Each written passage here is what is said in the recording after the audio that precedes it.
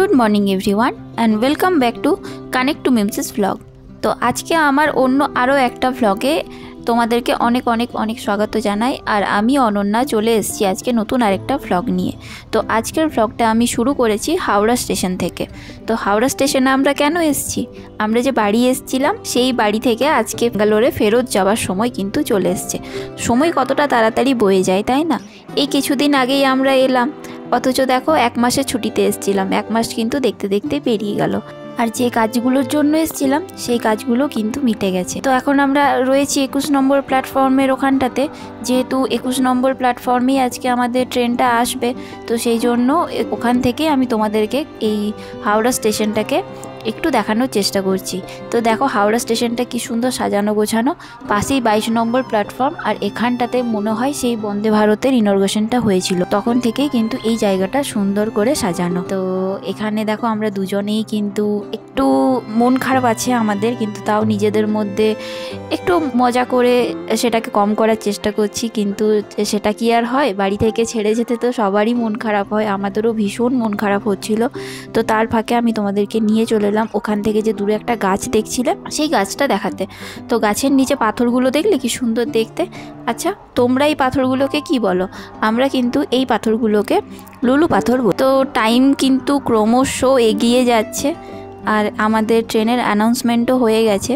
তো আপাতত আমরা এই জায়গাটাতে দাঁড়িয়েছি, এখন দেখি আমাদের কোচ কোথায় পড়ে। তো দেখতে দেখতে আমাদের ট্রেন কিন্তু দেখো প্ল্যাটফর্মে ঢুকে গেছে। 12245 হাওড়া থেকে এসএমবিটি ব্যাঙ্গালোর দুরন্ত এক্সপ্রেস। তো এই ট্রেনটাতেই আজকে আমরা যাত্রা করব। তো আজকে এইবারে আমরা যাচ্ছি 3rd AC কোচে। তো আমাদের কোচ কিন্তু একদম লাস্টের দিকে পড়েছে, যখন ট্রেনটা ছেড়ে যাবে তার মানে ইঞ্জিন থেকে মাত্র 2-3টে কামরা পরেই আমাদের কোচটা কিন্তু পড়েছে। আর যথারীতি টাইম ঠিক 10টা 40 নাগাদ ট্রেনটা ছেড়ে দিল প্ল্যাটফর্ম থেকে। আর হাওড়া স্টেশনকে বাই বাই বলে আমরা এগিয়ে যাচ্ছি ব্যাঙ্গালোরের উদ্দেশ্যে। এই টাইমটা না বরাবরই খুবই খারাপ লাগে, যখন আমরা এখান থেকে ওয়েস্ট বেঙ্গল থেকে বেরিয়ে যাই খুব মনটা খারাপ লাগে। আর দেখো ট্রেন কিন্তু জানো তো খুবই ফাস্ট যাচ্ছে। আর দেখতে দেখতে দেখো আমরা কোলাঘাট পৌঁছে গেছি, রূপনারায়ণ নদী এখন আমরা ক্রস করছি। ঠিক যেমন যখন আমরা দূরের কোনো রাজ্য থেকে আসি, তখন যখন আমাদের ফোনে মেসেজ আসে যে ওয়েলকাম টু ওয়েস্ট বেঙ্গল, তখন যে খুশিটা হয়। এরপর কিন্তু ওয়েস্ট বেঙ্গল থেকে যাওয়ার সময় যখন এর পরের রাজ্যটা আসে, সেখানে যখন মেসেজটা আসে ওয়েলকাম টু ওড়িশা, তখন কিন্তু মনটা খুবই খারাপ হয়ে যায়, কারণ আবার সেই 1 বছর পর আবার বাড়িতে ফিরে আসা, মানে সত্যি ব্যাপারটা খুবই প্যাথেটিক। তো এখানে রূপনারায়ণ নদী কিন্তু খুবই চওড়া, আর এই ব্রিজটা কিন্তু ট্রেনটা খুবই আস্তে আস্তে পার করছিল। তো দেখো ব্রিজটা কতটা লেন্দি, কতটা দূর অবধি অবস্থিত। আমি জানি না এখন কদিন আমার কি হয়েছে, মানে খুব সত্যি কথা বলতে কি কদিন ধরে কন্টিনিউ আমি আর ভ্লগ এডিট করছি না। আর আগে যে ভ্লগ এডিট করতে যে এনার্জিটা পেতাম, সেই এনার্জিটা কিন্তু এখন আর এডিট করতে পারছি না। আমি জানি না আমি ভ্লগ এডিট করার সময়, ভয়েস ওভার দেওয়ার সময় কী সব ভুলভাল বকে যাচ্ছি। তো ট্রেন কিন্তু আবার নিজের গতি নিয়েছে। আর এটা মনে হয় কোলাঘাট তাপবিদ্যুৎ কেন্দ্র দূরে যেটা দেখা যাচ্ছে সেটা। তো সেই সব ছেড়ে আমরা এখন এগিয়ে যাচ্ছি আস্তে আস্তে। আর খুব সত্যি বলতে খুবই মন খারাপ, যেমন আগে বললাম। জানি না কেন এইবার বাড়ি থেকে আসার সময় কিন্তু খুব বেশি মন খারাপ হচ্ছিল। আমি সাধারণত চট করে খুব একটা কান্নাকাটি করি না, মানে আমি যদি খুবই হার্ট হই তবেই একমাত্র কান্নাকাটি করি, তাছাড়া ওরকম যে ভ্যা করে কান্নাকাটি করার মতো মেয়ে আমি নই। কিন্তু এইবার বাড়ি থেকে আসার সময় মানে আমি সত্যি কেঁদে ফেলেছিলাম একা। সবার সামনে যেহেতু আমি কাঁদতে পারি না, তাই আমি একা রান্নাঘরের মধ্যে ঢুকে অনেকক্ষণ কাঁদলাম। জানি না কেন হচ্ছিল এটা, হয়তো আমি জানতাম যে মাঝে হয়তো আসার আর কোনো স্কোপ নেই, এবার সেই নেক্সট ইয়ার হয়তো আমি আবার ফিরে আসবো বাড়িতে, সেই জন্যই হয়তো। কিন্তু এবার সত্যি মানে খুবই কষ্ট হচ্ছিল আসতে। তো দেখো আমাদের নেক্সট স্টপেজ হচ্ছে ভুবনেশ্বর, আর আমাদের ট্রেন এখন চলছে প্রায় 124 কিলোমিটার পার আওয়ার গতিতে। আর একটু পরেই আমরা উড়িষ্যা বর্ডারে ঢুকে যাব। তো দেখতে দেখতে আমাদের খাবারও দিয়ে চলে গেছে, আজকে যে লাঞ্চটা সেটা। তো আজকের লাঞ্চে ছিল চাপাতি ছিল, একটু রাইস ছিল, চিকেন কারি ছিল, ডাল ছিল, একটা টক ঝাল আচার ছিল, একটা কিছু সবজি ছিল, আর টক দই ছিল। তো লাঞ্চটা যেমনই টেস্ট হোক তারপরে হাতে পেয়ে গেছিলাম একটা করে সুন্দর আইসক্রিম। তো এই আইসক্রিমটা খেতে খেতে কিন্তু বাইরের দৃশ্য দেখতে অসাধারণ লাগছিল। খাবারের টেস্ট যাই হোক না কেন, আইসক্রিমটা হাতে পাওয়ার পর কিন্তু সমস্ত অভিযোগই নস্যাৎ হয়ে যায়। এতটাই সুন্দর আইসক্রিমটা ছিল আর বেশ সুন্দর লাগছিল, কারণ বাইরে যা গরম আর তাতে ঠান্ডা ঠান্ডা আইসক্রিম, বেশ ভালো লাগছিল। আর আমাদের এবারে সিটটা এমন জায়গাতে পড়েছে না, একদম গেটটার মুখে, তো বারবার সবাই যাতায়াত করছে, একটু ডিস্টার্ব ফিল করছি, কিন্তু ঠিক আছে, কোনো ব্যাপার না। আর দেখো আমরা কোথায় দাঁড়িয়েছি জানো? আমরা দাঁড়িয়েছি এখন বাহানাগা বাজারে। এই সেই জায়গা যেখানে সেই করমণ্ডলে অ্যাক্সিডেন্ট করেছিল। এর একটু আগেই করমণ্ডল এক্সপ্রেস আর যশবন্তপুর যে এক্সপ্রেসটা চলে, ওই দুটো ট্রেন একসাথে অ্যাক্সিডেন্ট করেছিল একটা মালগাড়ির সাথে। আর ট্রেন টাইমেই ছেড়ে দিয়েছে। তো এখন আমরা ক্রস করছি মহানদী। যদিও এই ট্রেনটা এতক্ষণ তো ভালোই আসছিল, কিন্তু ভুবনেশ্বর ঢোকার আগে প্রায় 1 ঘন্টা লেট হয়ে গেছে। তো জানি না ট্রেনটা আর কভার করতে পারবে কি না, যদিও ভুবনেশ্বরের পরে সেই স্টপেজ আছে বিজয়ানগরমে, তো অনেকটাই ডিস্টেন্স, হয়তো কভার করে দেবে। কিন্তু মহানদী এতটাই যে বড় নদী জানতাম না। তো এখানকার জলটাও কিন্তু খুবই স্বচ্ছ আর খুবই পরিষ্কার। আর যেহেতু আজকে হোলি উৎসব, তো দেখলাম নদীতে কয়েকজন বাচ্চা স্নান করছে। তারা হোলি খেলে এসছে, হোলি খেলে আসার পর তারা স্নান করছে। তো সেটা দেখে আমারও ছোটোবেলাকার মুহূর্তগুলো মনে পড়লো। আমরাও তাই করতাম, আমরাও পুরো 3 দিন 4 দিন ধরে রং খেলতাম। রং খেলে তারপর আমরা যেতাম অজয় নদী স্নান করতে। তো যেহেতু বাড়ির সামনে অজয় নদী, তাই অজয় নদীতেই যেতাম। আর এই নদীটাতে না আমি শুনেছি একটা দ্বীপ আছে, মানে নদীটা কিছু দূর গিয়ে মাঝে একটা চর আছে, সেখানে নানা রকমের গাছপালা আছে, তারপর থেকে নাকি এই নদীটা আবার কন্টিনিউ হয়। তো এটা আমি শুনেছিলাম, কিন্তু আজকে এই জিনিসটা চাক্ষুষ করলাম। এর আগের বারে যখন গেছিলাম তখন তো রাত্রে এই জায়গাগুলো পার করেছিলাম, তো অতটা দেখতে পাইনি, কিন্তু এবারে সেই জিনিসটাকে খুব সুন্দরভাবে চাক্ষুষ করলাম। কত বড় নদী দেখছো, ঠিক মনে হচ্ছে আমরা মরুভূমির ওপর দিয়ে যাচ্ছি। আর ঠিক এই নদীটা ক্রস করার পরেই আমরা ঢুকে যাব কটক জংশনে। আর কটক জংশনের সাথে তো আমাদের বাঙালিদের একটা কি বলবো রিলেশন আছে। আমরা বাঙালিরা বিশেষ করে ওতপ্রোতভাবে জড়িত কটক জংশনের জন্য। আর কি কারণে সেটা তোমরা আমাকে জানাবে কমেন্ট সেকশনে। আমি কিন্তু তারপরে তোমাদের মধ্যে থেকে সেই আনসারগুলোকে বেছে নেব, তারপরে কোনো দিন একটা Q&A করে তোমাদেরকে বলবো কে কে উত্তর ঠিক দিয়েছিলে। আর হ্যাঁ, যারা যারা ঠিক দেবে অ্যান্সার, সে প্রথম 10 জনের চ্যানেল আমি কিন্তু অ্যাড করে দেবো চ্যানেলগুলোকে। তো এই যে এই নদীটা সেইখান থেকে শুরু হয়ে এই যে এই জায়গাটাতে শেষ। ওরে বাপরে কি বড় নদী। তো দেখো ট্রেন আবার নিজের ছন্দ নিয়েছে। যেহেতু কটকে কোনো স্টপেজ নেই, একবারে গিয়ে দাঁড়াবে ভুবনেশ্বরে। আর আমাদের ব্রেকফাস্টও এসে হাজির হয়ে গেছে, যদিও এটা ব্রেকফাস্ট না, এটা হচ্ছে সন্ধেবেলার টিফিন। তো সন্ধেবেলার টিফিনে কি কি দিয়েছে একটু দেখবো। যেহেতু আমরা ননভেজ আইটেম অর্ডার করেই রেখেছিলাম আগে থেকে, তো আশা করছি কিছু ননভেজ আইটেম দেবে, যেমন ডিম ধরো বা ফিশ কাটলেট, যেগুলো দেয় ট্রেনে সেই সমস্ত খাবারই হয়তো দেবে। কিন্তু না, সেরকম কোনো কিছুই দেয়নি। এখানে আমাদেরকে একটা কচুরি দিয়েছে, ক্লাব কচুরিগুলো, আর দিয়েছে একটা স্যান্ডউইচ, ভেজ স্যান্ডউইচ, তার সাথে সস দিয়েছে, আর টিকিট দিয়েছে, একটা সোনপাপড়ি দিয়েছে, আর একটা চিড়ে ভাজা দিয়েছে, বাস, আর কিছু দেয়নি। তো ঠিক আছে, কোনো ব্যাপার না। আর দেখো কথা বলতে বলতে আমরা পৌঁছে গেছি ভুবনেশ্বর স্টেশনে। এই ট্রেনটা কিন্তু নিজের নির্ধারিত সময় থেকে প্রায় 1 ঘন্টা লেটে চলছে। তো 1 ঘন্টা লেটে আমরা এই ভুবনেশ্বর স্টেশনে পৌঁছে গেছি। আর হাওড়া থেকে দূরত্ব হচ্ছে 436 কিলোমিটার। তো ট্রেনটার প্রায় 10 মিনিট স্টপেজ আছে এখানে। আর এই ভুবনেশ্বর হচ্ছে কিন্তু এই ট্রেনের জন্য রিমোট কোটা লোকেশন। তো তোমরা এখান থেকে কিন্তু এই ট্রেনের জন্য রিমোট বা কারেন্ট টিকিট তোমরা পেয়ে যাবে। যেহেতু আমাদের ট্রেনের এই কোচটা একদম সামনের দিকে, তাই হয়তো স্টেশনটার একদম শেষ প্রান্তে গিয়ে আমাদের এই কোচটা দাঁড়াবে, কিন্তু ট্রেন স্টেশনটাতে ভালোই ভিড় আছে। তো মনে হচ্ছে অনেক লোকজনই এখান থেকে উঠবে। আর আমাদের পাশে একটা বাচ্চা ছিল, ওর ফ্যামিলি ওখানে বসেছিল, তো ওরাও এখানেই নামবে। তো তোমরা যারা পুরী যেতে চাও তারাও কিন্তু এই ট্রেনটাই আসতে পারো। এই ট্রেনটাই এসে তোমরা এখানে ভুবনেশ্বরে নেমে ট্রেন চেঞ্জ করে তোমরা পুরী চলে যেতে পারো।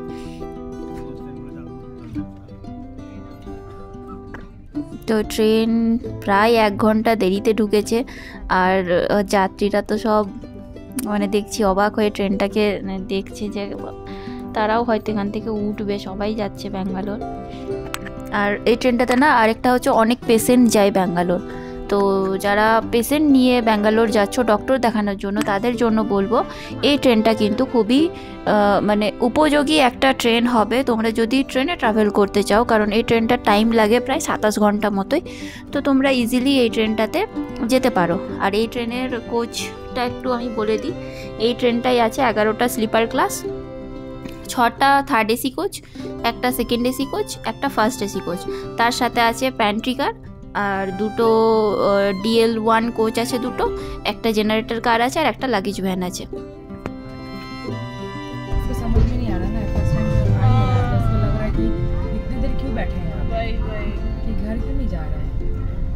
बार-बार बोल रही घर चलो घर चलो।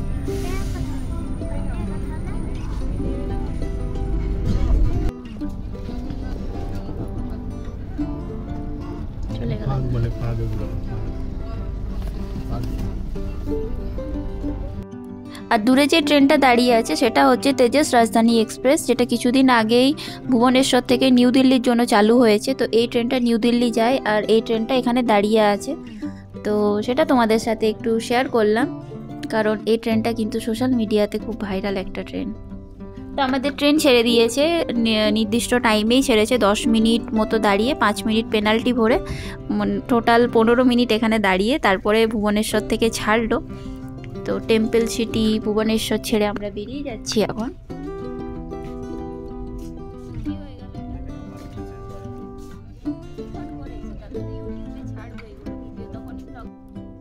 আর দেখতে দেখতে অনেকটাই দূর চলে এসেছি, তো জানি না তোমাদেরকে আরেকটা জিনিস দেখাতে পারবো কি না। এখানেই কিন্তু আছে চিল্কার স্টপেজ, আর রেল লাইন থেকে কিন্তু চিল্কা হ্রদের একটা অংশ কিন্তু দেখা যায়।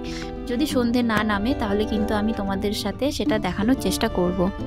ঘড়ির কাঁটায় বাজে 8:35 আর আমাদের আজকে ডিনার এসে হাজির হয়েছে। ডিনারে দিয়েছে সাদা ভাত, চাপাতি, চিকেন কষা, তার সাথে দিয়েছে সস, একটা তরকারি, ডাল, আর তার সাথে পান্তুয়া। তো দেখো ডিনার করে ঘুমিয়ে পড়েছিলাম, আর সকালবেলা ঘুম থেকে উঠে গেছি, একটু ফ্রেশ হয়ে তোমাদের সাথে শেয়ার করলাম। আর আমরা আর কিছুক্ষণের মধ্যে বিজয়ওয়াড়া জাংশন ঢুকবো। তো এখন বাজে প্রায় 6টা মতো, আর আজকে ট্রেনে আছি বলে কিনা জানি না খুব সকালই ঘুম ভেঙেছে। তো সূর্য এখন উঠছে দেখো, তো তোমাদের সাথে ওই জিনিসটাই আমি শেয়ার করছি যে সূর্যটা কি সুন্দরভাবে উঠছে, চারিদিকে কিন্তু এখনও কুয়াশা আছে। আমার মনে হয় রাত্রিবেলা হয়তো বৃষ্টি হলেও হয়ে থাকতে পারে, আমি জানি না, কিন্তু হ্যাঁ মানে ওয়েদারটা বাইরের যেটা দেখে বোঝা যাচ্ছে খুব সুন্দর, আর সূর্য কিন্তু আস্তে আস্তে উঠছে। তো নেক্সট ডে এটা, আর আমি তো বাইরে থেকে দেখছি, ওয়েট করছি কখন চা দিয়ে যাবে। আর বলতে বলতে 2 কাপ দুজনকে চা দিয়ে গেছে। তো ও গেছে এখন ওয়াশরুম, তো ওখান থেকে ফিরে আসুক তারপরে চাটা বানাবো। আর কালকে যেমন লাঞ্চটা দিতে না অনেকটাই দেরি করে দিয়েছিল, কিন্তু হ্যাঁ দেরি হবার অবশ্য কারণ ছিল, কারণ 10:40 তো ট্রেনটা ছেড়েছিল, এবারে 10:40 ছেড়ে 12টার মধ্যে তো লাঞ্চ দেওয়া সম্ভব না, প্রায় লাঞ্চ দিতে 2টো বেজে গেছিলো। আর সেই তুলনায় কিন্তু ডিনারটা ওরা খুব তাড়াতাড়ি দিয়েছিল, আর আমরা ডিনার করে কিন্তু শুয়ে পড়েছিলাম। তো এখনও কোচের মধ্যে কেউ ঘুম থেকে সেরকম ওঠেনি, সবাই ঘুমোচ্ছে। আর থার্ড এসি কোচে ঢুকে না সবাই যখন সাদা সাদা কাপড়গুলো ঢাকা দিয়ে শুয়ে থাকে তখন দেখতে কেমন একটা বাজে লাগে না দেখতে, যে ঠিক মনে হয় কোথাকার কোনো একটা মর্গে চলে এসেছি। আর এই দেখো পাশ থেকে বেরিয়ে চলে গেল ফলকনামা এক্সপ্রেস, যেটা চলে ওরা শালিমার থেকে সেকেন্দ্রাবাদের উদ্দেশ্যে, সেকেন্দ্রাবাদ থেকে আবার সেটা গুদুর জাংশনে যায়। তো এই ট্রেনটা এখন গুদুর জাংশনেই যাচ্ছে। তো দেখো তোমাদের সাথে কথা বলতে বলতে আজকের ব্রেকফাস্টও দিয়ে গেছে। এই ট্রেনটাতে উঠে খালি মনে হচ্ছে না আমরা শুধু খাবারই খেয়ে যাচ্ছি। তো যাই হোক ব্রেকফাস্টে ছিল ব্রেড অমলেট, আর তার সাথে একটু নুন দিয়েছে, একটু ব্ল্যাক পেপার দিয়েছে, আর দিয়েছিল একটা ছোট্ট বাটার, তার সাথে সস আর একটা ম্যাঙ্গো ড্রিঙ্ক। তো এই ছিল আজকে আমাদের ব্রেকফাস্ট। তো ব্রেকফাস্ট করতে করতে আর পাশে তিরুপতির দর্শন করতে করতে আমরা এখন এগিয়ে যাচ্ছি। তো বিজয়ওয়াড়া জাংশন আমরা ক্রস করে গেছি অনেকক্ষণ আগেই। আর এখন আর আমাদের এই ট্রেনটা নেক্সট স্টপেজ হচ্ছে রেনিগুন্টা জাংশন। তো রেনিগুন্টা জাংশন 9টার মধ্যে ঢোকার কথা, কিন্তু ট্রেনটা বিফোর চলছে। কালকে যেমন ট্রেনটা 1 ঘন্টা লেটে চলছিল, আজকে কিন্তু প্রায় 1 ঘন্টা মতো বিফোর চলছে। তো একটা খুব সুন্দর পাহাড়ি হিল স্টেশনের সামনে দেখো আমরা দাঁড়িয়েছি। আর এটা কিন্তু খুব সুন্দর জায়গাটা দেখতে লাগছিল। আমার তো ইচ্ছা করছিল, ইনফ্যাক্ট আমি আমার হাজব্যান্ডকে বলছিলাম যে রিটায়ারমেন্টের পর এখানে যদি বাড়ি করা হয় কি সুন্দর হয় বলো। জায়গাটা কিন্তু খুব সুন্দর, পেছনেই পাহাড়, সামনে ছোট ছোট বাড়ি। আর দেখো তোমাদের সাথে কথা বলতে বলতে আমরা কিন্তু ঢুকে গেছি ব্যাঙ্গালোরে। এটা হচ্ছে ব্যাঙ্গালোরে কেয়ারপুরম জাংশন ঢোকার আগে একটা স্টপেজ, হোয়াইট ফিল্ড মনে হয় ওটা ছিল। আর আমরা নেমে গেছি SMVTতে। তো এই হচ্ছে আমাদের যার সাহায্যে আমরা ব্যাঙ্গালোর এলাম সেই সারথি। আর এটা হচ্ছে SMVT জাংশন। তো বাড়ি গেলে না একটা জিনিস হয় দেখেছি, একটা ব্যাগ নিয়ে আমরা গেছিলাম ওই শুধুমাত্র কালো সুটকেসটা নিয়ে, কিন্তু ফেরার সময় দেখো কতগুলো লাগেজ হয়ে গেছে, প্রায় 6-7টা লাগেজ এক্সট্রা। তো বাড়ি থেকে আসলে এটাই হয়, এই জন্য আমি প্রেফার করি বাড়ি থেকে ফেরার সময় ট্রেনে আসতে। কারণ আমি জানি বাড়ি থেকে ফেরার সময় না অনেকটাই লাগেজ হয়ে যায়, তো ফ্লাইটে ওগুলো ক্যারি করা সম্ভব হয়ে ওঠে না। তো সেই জন্য ট্রেনে আসাটাই বেটার। তো হাফ রাস্তা ওরা জিনিসপত্রগুলোকে কাঁধে করেই নিয়ে এলো, কিন্তু ফাইনালি আর পারেনি, এতটাই ভারী ভারী জিনিস ছিল। কারণ চাল, আলু, মুড়ি সবই আমরা বাড়ি থেকে নিয়ে এসেছি। তো তাই ট্রলিতে করে নিয়ে এলো। এখানে আমাদের ক্যাব বুক করা আছে, ক্যাব এলে আমরা ক্যাবে উঠে যাব আর তারপরে চলে যাব বাড়িতে। তো বাড়িতে গিয়ে জানি না রুমের কি অবস্থা হয়ে আছে। 1 মাসের জন্য রুম লক করে গেছিলাম, যদিও প্রায় পুরনো আদত অনুযায়ী আমি সমস্ত কিছু ক্লিন করেই গেছিলাম একদম, যাতে এসে পরে সেই ঝামেলাটা না পোহাতে হয়।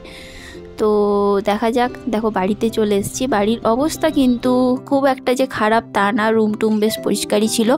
তো ধুলো টুলো যেরকম আমরা আশা করেছিলাম সেরকমভাবে হয়নি, খালি টেবিল ফেবিলগুলোতে একটু ধুলো হয়েছিল, কিন্তু ফ্লোরে সেরকমভাবে কোনো নোংরা হয়নি। তো ফ্রিজটাকে এসে খুলে রেখে দিয়েছি যাতে ফ্রিজের যে গ্যাসটা জমেছিল সেটা যেন বেরিয়ে যায়।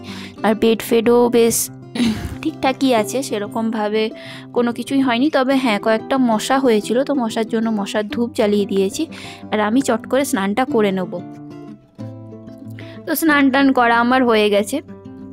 এতটা জার্নি করে আসার পর যদি একটু শ্যাম্পু দিয়ে শাওয়ার নেওয়া হয় না, তাহলে কিন্তু পুরো জার্নিটাই কিন্তু মানে বোঝা যায় না, খুব আরাম লাগে। তো আমিও সেটাই করলাম। আর এই ভ্লগটাকে তাহলে আমি এখানেই শেষ করলাম। তোমাদের কেমন লাগলো আজকের ভ্লগটা আমাকে একটু জানিও কমেন্ট সেকশনে। যদি ভালো লেগে থাকে লাইক করে দিও। আর নতুন কোনো বন্ধু যদি আমার ভিডিও দেখে থাকো তাহলে প্লিজ সাবস্ক্রাইব করে দিও। আজ তাহলে আসি, আবার দেখা হবে অন্য কোনো দিন অন্য আরেকটা ভ্লগে। দেখতে থাকো কানেক্ট টু মিমসি ভ্লগ।